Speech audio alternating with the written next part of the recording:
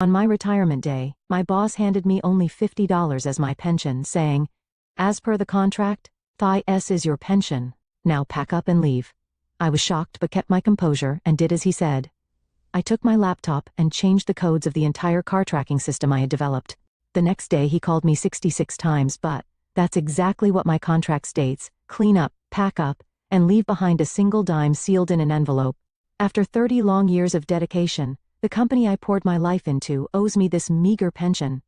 But Steven Tyler, the current president, young, smug, and the second-generation heir, mocked me as if my years of hard work meant nothing.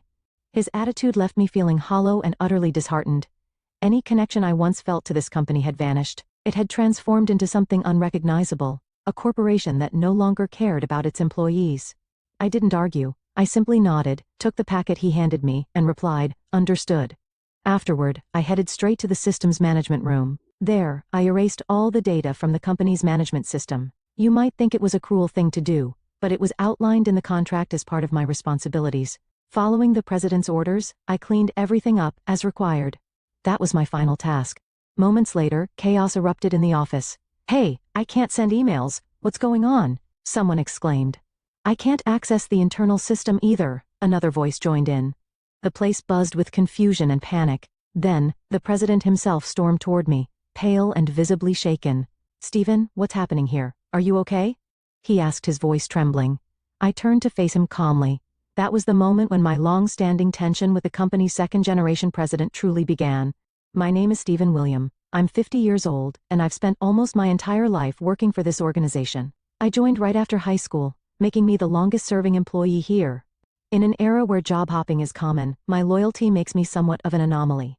As the manager of systems management, my job has always been challenging, but I found it fulfilling. Over the years, my younger colleagues became more skilled, which meant I had less work to handle directly. Life felt good, and I was proud of what I had built. One of my most capable juniors, Samuel, approached me one day looking concerned. "Mr. William, I think there's a mistake here, but I'm not sure what's causing it," he said, pointing to his screen. I glanced over his shoulder. "Oh, this code isn't right. Here's how it should be," I explained, fixing the issue. Samuel beamed at me. "Thank you, Mr. William. I don't know what we do without you." I smiled back. "Soon enough, you'll be the one in charge of all this. I'm counting on you." Samuel laughed nervously. "I'm not ready for that yet." "What are you talking about?" "Well," I said, "I'll be 50 soon, so I've been thinking about how I'll spend my retirement." Samuel shook his head.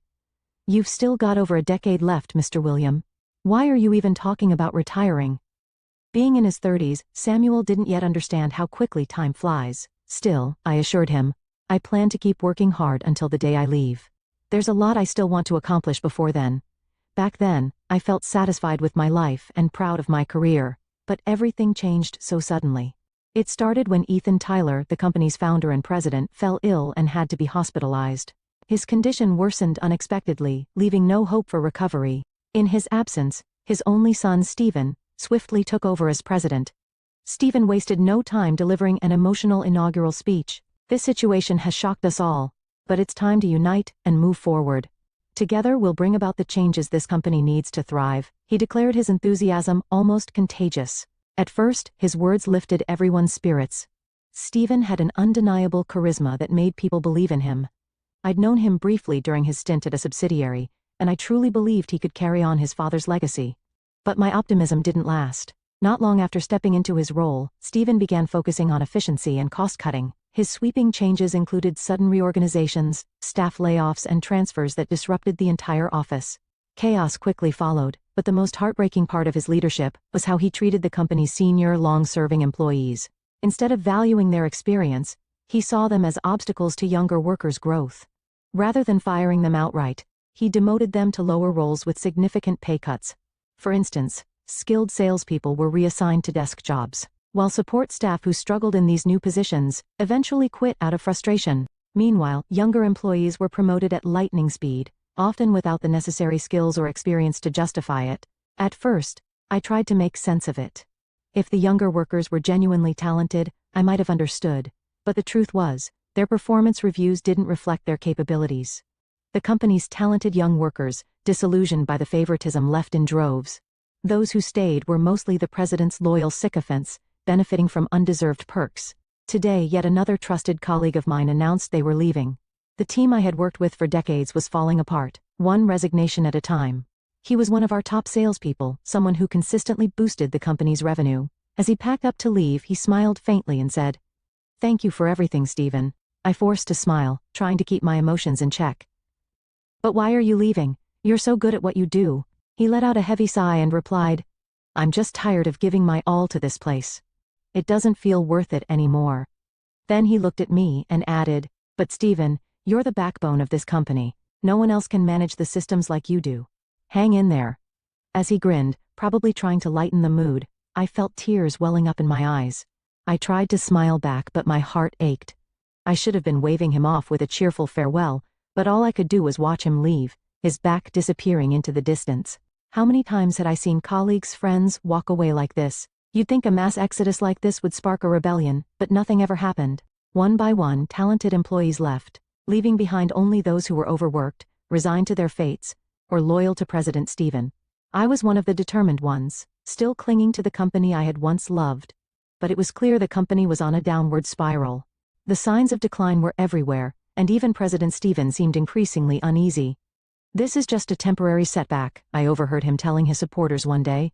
"It's like crouching before a big leap forward. We'll bounce back soon." I couldn't believe the arrogance in his words, especially when those around him blindly echoed, as expected from the president. It was obvious he wasn't willing to admit his mistakes. Frustrated, I returned to the system management room, where Samuel was waiting for me. "Mr. William, there's big news," Samuel said excitedly. "The president is coming to inspect the system management room today." "What?" That's surprised? Word is, after all the personnel changes, he's now looking to cut costs in our department. He might even target the systems themselves. I sighed, trying to hide my unease. "There's not much we can do, Samuel. President Stephen has a habit of making cuts in critical areas. It's good he's enthusiastic, but his priorities are all wrong." Not long after, President Stephen arrived. He entered the room, his eyes scanning everything as though he were trying to figure out what we actually did here. "Isn't the air conditioning too high?" he asked suddenly. "Heating and cooling costs are significant, you know." I answered calmly, "Computers are sensitive to heat, so this temperature is necessary for management purposes?" He gave a half-hearted nod but seemed uninterested in my explanation. Ignoring me, he turned his attention to Samuel and started asking him questions. For some reason, he completely overlooked the fact that I was the manager. After wandering around the room for a while, he finally turned to me. "Stephen, right?" "Yes, Mr. President," I replied, surprised he even remembered my name. "How long have you been working here?" 30 years, I answered. 30 years, that's quite a long time, he said, his tone overly casual, almost dismissive. It grated on me, but I kept my composure. He continued, "I noticed your base salary is rather high. Was that part of your original employment terms?" "Yes, it was," I replied firmly. "Well, Samuel here is managing the system now too, isn't he?" "Technically yes," I said, though his comment unsettled me. This was my first one-on-one conversation with the president, and despite my reservations, I decided to offer some advice. "Mr. President, I strongly recommend not replacing the current system. With all the personnel changes recently, many employees are still adjusting to their new roles. Switching systems now would only reduce efficiency further." President Stephen raised an eyebrow, clearly annoyed. Before I could explain further, he cut me off. "That's for me to decide," he snapped. I fell silent. His sudden harshness was unexpected. I'd never seen him look at anyone like that before, cold and condescending. "A worker like you challenging the president's decisions?" he sneered. "You need to remember your place." "I'm sorry," I muttered, feeling a mix of anger and frustration. He smirked and added, "You're the manager, right, Stephen? Don't worry, I'll think about this thoroughly, just like I do with the system." His tone was dripping with sarcasm as he walked out. Samuel, who had been watching the whole exchange nervously, let out a sigh of relief once the president was gone. "That was intense, Mr. William. You're incredible." I shook my head. "I'm sorry, Samuel. I didn't mean to create such an awkward situation." "No. It's okay," he said quickly. "Honestly, your viewpoint makes a lot of sense. But the president, he's incredibly frustrating. What's going through his mind?" "Probably nothing good," I said with a scowl. Samuel and I sat quietly for a moment, both deep in thought. After that day, we decided to have an honest conversation about our future plans. It seemed like the best course of action, considering the company's current state. A month later, I was summoned to the president's office. When I arrived, President Stephen greeted me with a forced smile. "Stephen, thank you for all your hard work over the years," he began. I nodded politely, unsure of where this was going. Then he dropped the bombshell. "We've decided to let you go." I stared at him in disbelief. "What did you just say?" "It's not personal," he said with a grin. "It's strictly business?" He handed me a small packet, adding, "This is your pension." The envelope he gave me looked cheap, and something about it felt wrong. Why wasn't the payment done via a bank transfer? Still in shock, I opened it to find a single coin inside, a dime. "Mr. President, this isn't funny. Not even as a joke," I said, my voice trembling with anger. "Oh, it's no joke," he replied coolly.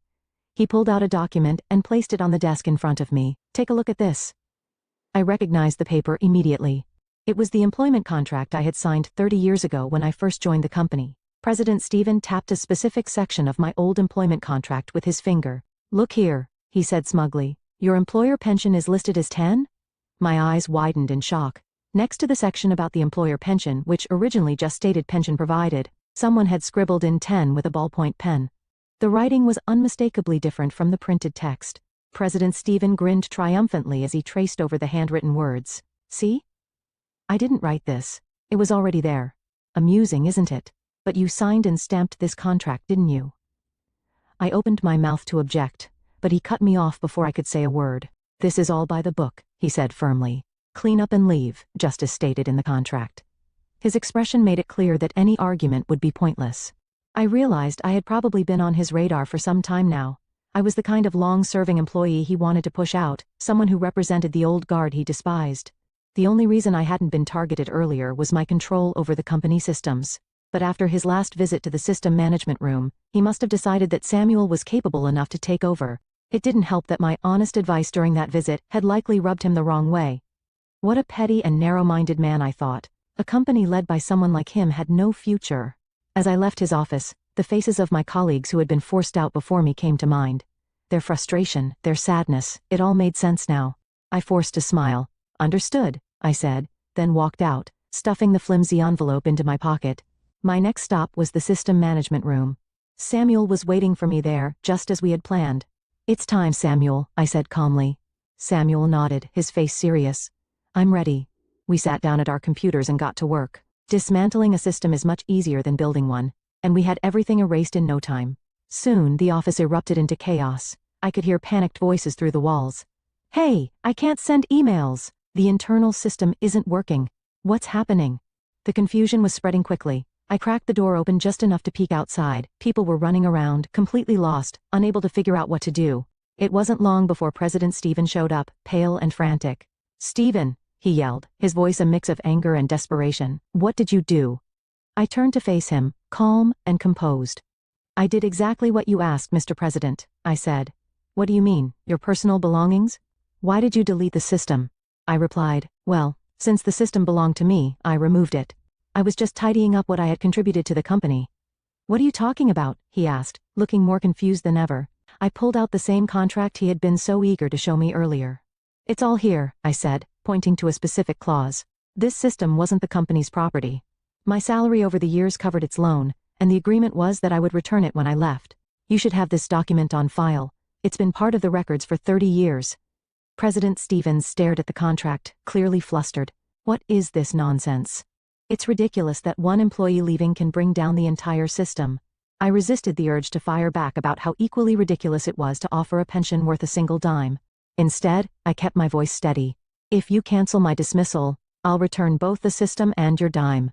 He slammed the contract onto the desk. "Samuel, restore the system immediately," he shouted, his voice echoing through the room. Samuel hesitated but quickly nodded. "Yes, sir. I'll get started right away, but it will take time. I don't care how long it takes. Just do it," President Stephen barked. As Samuel began the restoration process, I stood there quietly for a moment. Then, exchanging a glance with him, I decided it was time for me to leave. I walked out of the system management room, where I had spent so many years of my life, my mind buzzing with determination. This wasn't over. A few days later, I was at home, relaxing when my phone rang. I glanced at the screen and saw the company's main number. I answered, and the first thing I heard was President Stephen's voice. "Stephen," he said, sounding exhausted. "We're in trouble. Samuel is struggling to restore the system, and nothing is working. We've already lost days of productivity, including the weekend." I could almost hear the desperation in his voice. It was a far cry from the smugness he'd shown me in his office.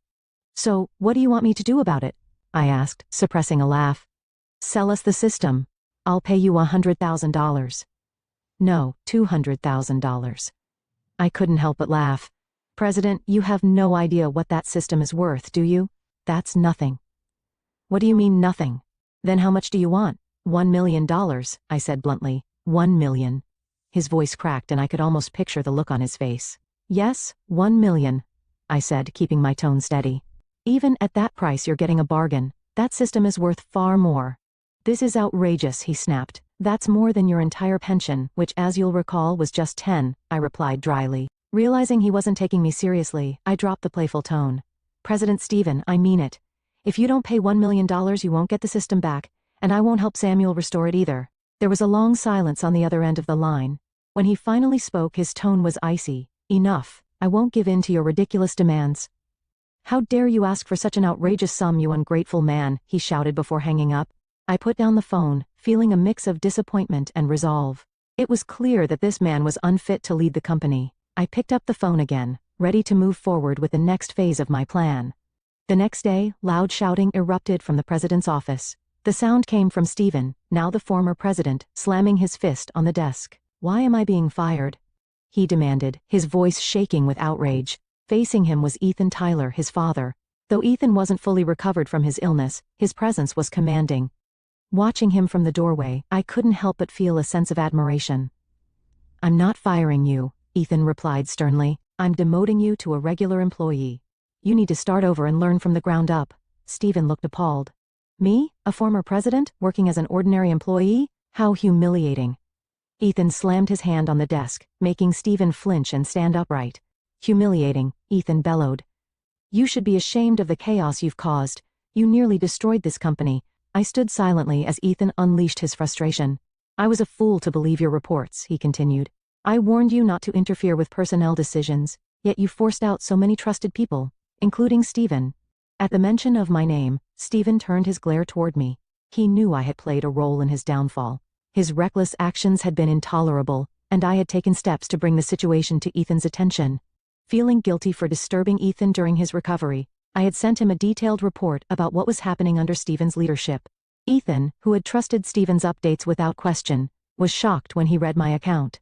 Realizing the company was on the brink of collapse, he decided to return to the office, despite still needing treatment. When Ethan had said to me, "Thank you for bringing this to my attention, Stephen.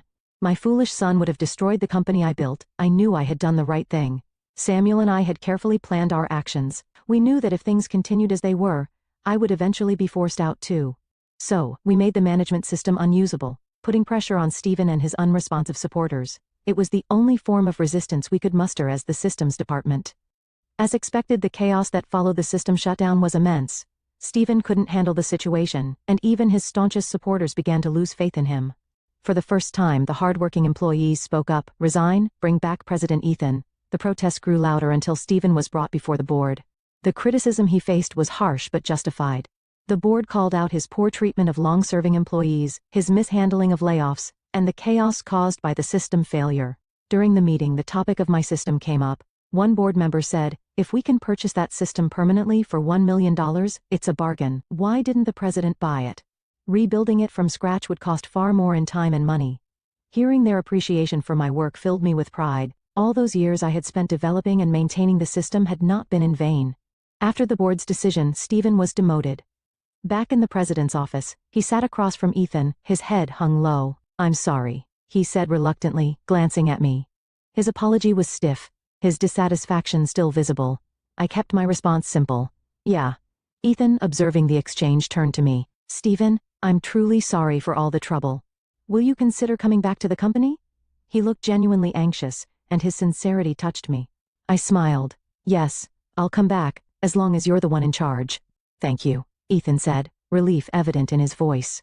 Then he asked, "Should we go ahead and pay the $1 million for the system?" "That won't be necessary," I replied. "You've already given me so much over the years." Ethan laughed and I joined in. Stephen, sitting off to the side, watched us with a puzzled expression. Later, back in the system management room, Samuel looked at me with admiration. "I'm glad everything worked out, Mr. William. I was so nervous about how it would all turn out." "You went through a lot too, Samuel," I said. "You even had to work over the weekend because of all this." Samuel shook his head with a smile. "If it means making the company a better place, I'd give up my weekends any time." Besides, all I really did was pretend I couldn't fix the system. I chuckled. Your acting was perfect. It was the key to resolving everything? Samuel nodded thoughtfully. Stephen was terrible though, offering you a 10 pension and even faking the contract. That's just unbelievable. I hesitated, then said, actually, there's something you should know. That handwritten 10 in the contract. I wrote it myself. Samuel's eyes widened. What do you mean? I smiled, sensing his curiosity. Let me tell you a story about my younger self and how I ended up here. It's something I've never shared with anyone before. Back in middle and high school, I was a loner. I couldn't fit in, and I struggled to communicate with others. Most of my time was spent alone in my room, tinkering with my computer. It became my world, my escape. I developed original source codes and built systems from scratch. One day, Ethan Tyler, a friend of my father's, heard about my work. He recognized my talent and offered me a job as a system manager at his company. For someone like me, who had been shut away for years, his belief in my abilities meant everything. Not only did he value my work, but he also offered me a salary far above what a high school graduate could typically expect. Ethan's faith in me gave me a chance to step into the world, and for that, I would always be grateful. I still remember the day Ethan offered me that unusually high salary. Even as a young man, I knew the amount he proposed was far more than I deserved. I can't accept this much, I told him honestly. But Ethan simply shook his head. This is still a modest offer, he replied. Our company is just getting started, and this is all we can afford right now. But as the company grows, we'll make sure to give you raises. Your system is that valuable. His words left me stunned. In a moment of impulsiveness and youthful innocence, I took the contract he handed me and scribbled something with a ballpoint pen. I wrote 10 next to the term, the employer pension. Ethan's eyes widened when he saw what I had written. 10? He asked, surprised. Yes, I said earnestly. I already feel bad accepting such a high salary every month. I don't want to take any extra money when I leave. This is my idea of fairness. Though he must have found my reasoning amusing, Ethan simply gave a gentle smile. Let's think of it this way, he said. We'll consider this system as a loan to the company. I'll include that in your work contract and prepare a formal document for it later. When you leave, you're free to take the system back, but if we need it, we'll buy it from you. Wouldn't that act as the employer pension? I nodded, realizing how clever the arrangement was. You noticed that right away, Ethan added, chuckling warmly. You're remarkably sharp. His laughter put me at ease, and at that moment, I decided I would follow Ethan's lead no matter what. He had seen something in me when I was at my lowest, and his faith pulled me out of my shell. When I finished recounting this story to Samuel, he let out a deep breath. So that's what happened between you and the president, he said, his voice filled with awe. Yeah, I replied. But I never imagined that contract would resurface because of Stephen. As for Stephen, he didn't last long at the company after his demotion. Unable to bear the idea of working as a regular employee, he resigned and started a business with a friend.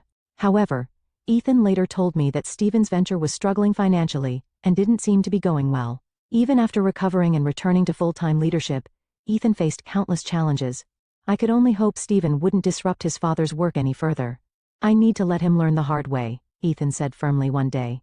It's like a lion throwing its cub into the valley to teach it how to survive. I doubted Stephen would ever ask for help, even if he needed it. He had chosen to quit on his own, and he was too proud to admit defeat. With Ethan back in charge, the company slowly regained its energy and focus. Samuel and I worked tirelessly to make up for lost time, developing a new system that was more efficient and user-friendly. Things were starting to feel right again. One day, I received unexpected news during a visit to Ethan's office. What do you want me to do? I asked him, curious about the purpose of the meeting. Ethan leaned back in his chair and smiled. I want you to work as an executive, he said simply. I froze. An executive? Yes, he said, his tone serious yet kind. You're my right-hand man now. Eventually, I'd like you to become the executive vice president. I hope you'll agree to work alongside me as we rebuild this company. The weight of his words hit me hard. Executive vice president. The title itself carried immense responsibility. It meant overseeing the entire organization and standing as Ethan's closest advisor. Do you really think I'm suited for a role like this? I asked hesitantly. Ethan's gaze softened, as it always did when he sensed my doubts. The next generation is ready, aren't they?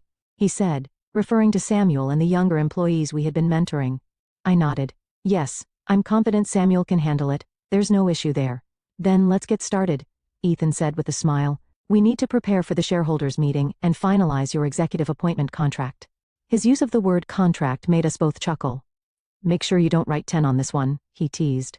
Oh, don't worry, I won't, I replied, laughing along with him.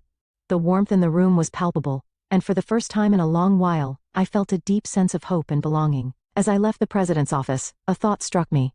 Could I, as an executive, help bring back some of my colleagues who had left in despair? The idea filled me with determination. I was grateful I had fought to defend this company, even when the odds were stacked against me. This company had given me a chance to step out of my isolated world and find happiness under the open sky. It had become more than just a workplace. It was a place that connected people, past, present, and future. As I walked back to my office, I felt the cool breeze of a new beginning. For the first time, I was moving forward, ready to embrace what lay ahead.